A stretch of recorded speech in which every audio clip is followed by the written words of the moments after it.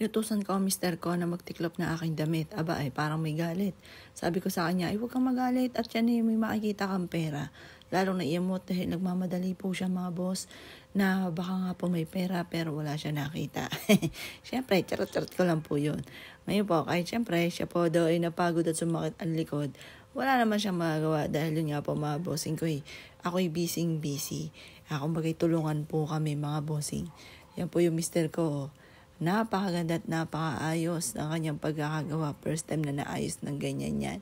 Kaya sabi po niya sa akin, baka kinabukasan ay gulo-gulo na naman.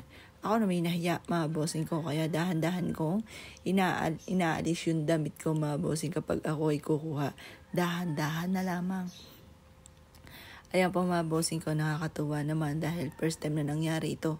Siyempre, papasok ngayon mga bossing ko ang taon ng 2025. Dapat nagsisimula na tayo mag-general cleaning.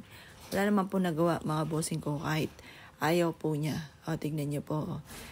Yun nga po mga bossing ko, yun na may minsan lang naman inaayos. Di naman lagi.